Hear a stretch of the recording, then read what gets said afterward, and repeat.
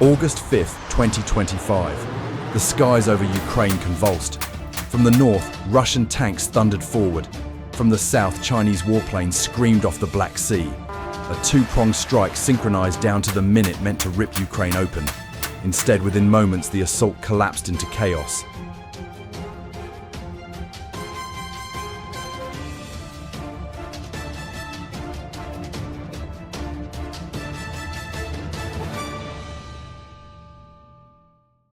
The Russians led with UR-77 mine-clearing vehicles detonating paths through suspected kill zones. But the real danger wasn't buried. It moved.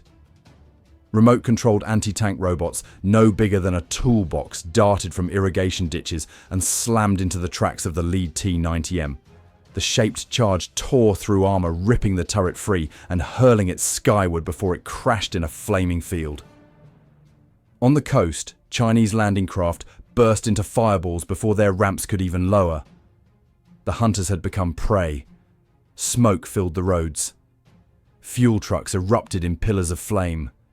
Squads tried to regroup, but precision fire from the ridgelines shredded them. A young Chinese Marine, barely 20, staggered from the surf, only to vanish in a mortar blast seconds later. From wheat fields and tree lines, Ukrainian guns spoke with terrifying accuracy. No air cover. No chance to regroup. No second chances. This wasn't a fight. It was a trap. –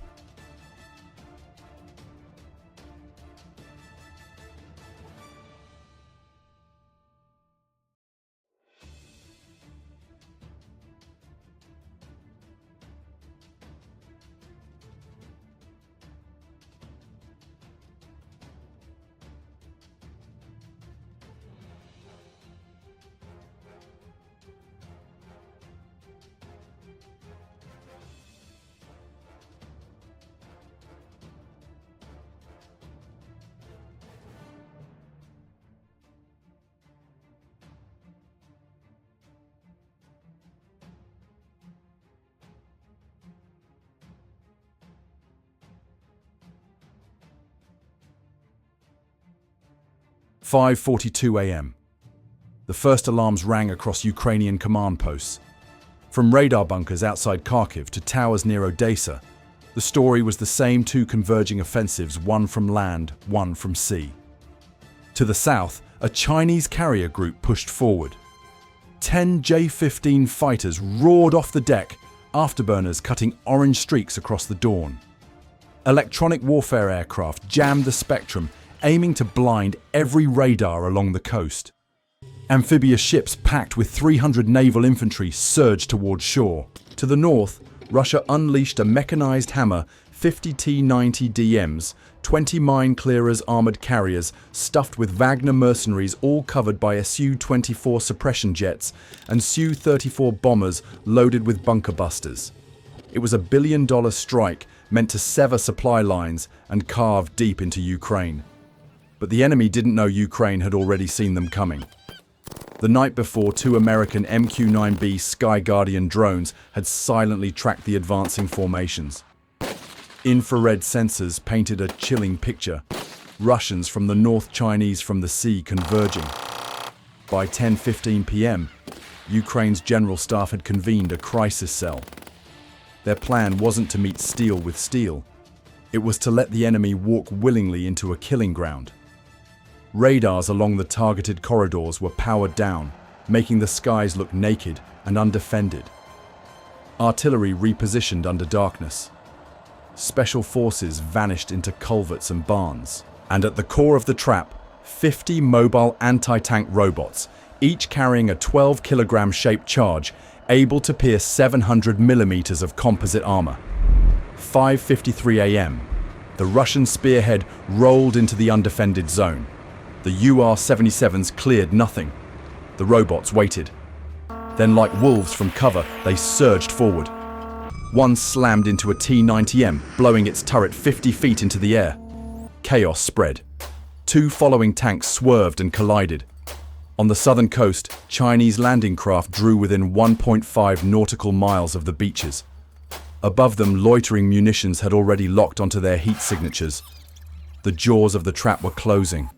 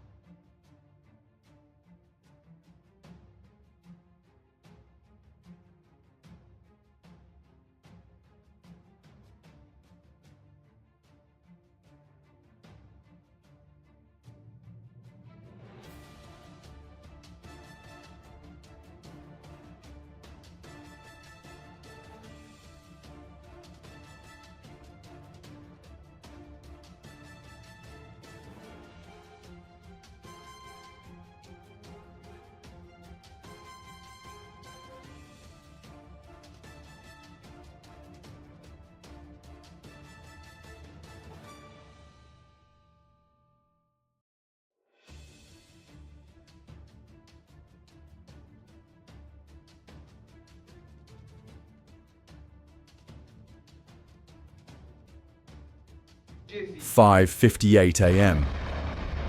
From behind the ridges, the muffled thump of hydraulics shattered the morning calm. 12 Bodana howitzers opened fire in unison. GPS-guided shells accurate within 2 meters rained down on the Russian column. Timed airbursts shredded infantry before they could dismount. 14 Russian vehicles were destroyed or immobilized in 90 seconds. An ammunition carrier erupted in a chain reaction shockwaves, rattling windows half a mile away. Simultaneously on the Black Sea, the Chinese landing force was torn apart. 8 Bayraktar TB2 drones and 6 Warmate loitering munitions dove at 90 knots. The first strike ripped open the bow of a Type 726 hovercraft, spilling armored vehicles into the waves like toys. Seconds later, another hit incinerated 47 Marines before they touched Ukrainian soil. From concealed tree lines, Ukraine's 6-barrel Shkval cannons lit up the skies, hosing 4,000 rounds a minute. 31 Russian and Chinese drones dropped from the air debris, raining onto empty fields. Then came the mine belts. Hidden under thin layers of soil, they detonated as the Russian column tried to maneuver around burning wrecks. 9 more tanks and 6 infantry carriers were blown apart in 4 minutes. Survivors scrambled only to be bracketed by precision mortar fire, directed by quadcopters hovering unseen overhead. On the coast, Chinese Marines tossed smoke grenades and tried to crawl ashore, but Ukrainian snipers waited in the dunes.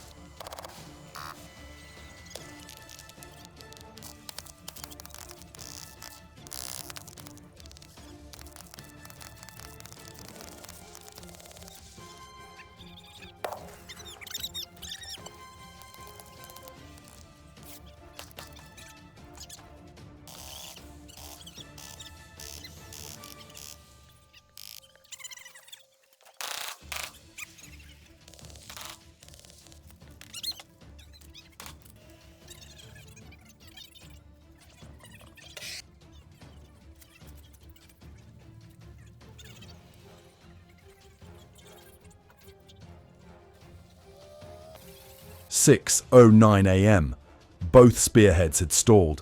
Neither had reached their objectives. Yet Ukraine's full counterattack hadn't even begun. From the west, 32 T-84 Oplot tanks surged forward at 45 miles per hour, ceramic armor glinting through the haze. In 90 seconds, 7 more Russian tanks were obliterated.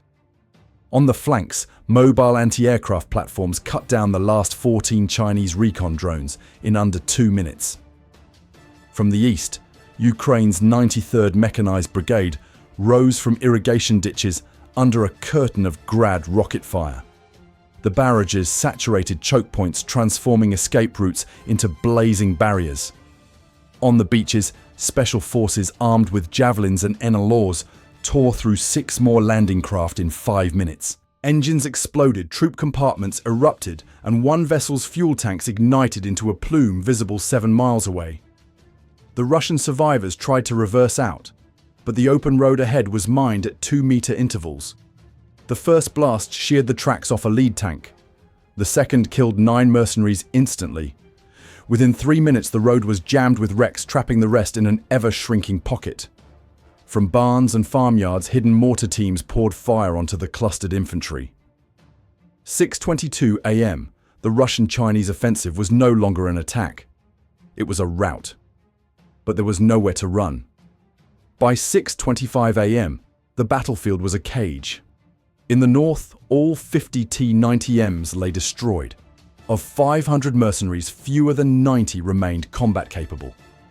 On the coast, 9 Chinese landing craft burned on the waves. Of 300 naval infantry, over 200 were dead or missing. The rest cowered behind broken seawalls under sniper fire. 6:27 a.m. Loudspeakers boomed in Russian and Mandarin. "You are surrounded. Surrender, and you will be treated under the laws of war." Many dropped their weapons. Others stared in shock at the smoking wrecks around them. Among the prisoners, a Russian lieutenant colonel with a tablet containing encrypted plans for 2 more assaults within 48 hours. A single capture that could shift the course of the war. 6:30 a.m. The guns fell silent. In less than an hour, a $1.2 billion joint strike had been annihilated. 70 armored vehicles destroyed. 400 dead. 150 captured. Ukrainian losses fewer than 40 wounded, none killed inside the kill zones. On the blackened beach, a Ukrainian corporal knelt to give water to a trembling Chinese marine. A small reminder that beneath the roar of artillery, this was still war fought by human beings. Sons, fathers, strangers. For Moscow and Beijing, August 5th was supposed to be the death blow to Ukraine's defenses, a message to NATO, a show of power. Instead, it became a lesson. Ukraine turned farmland into a minefield silence, into strategy weakness, into strength. The world was watching, and the message was clear. Even when outgunned with patience and precision, the will to fight can change history.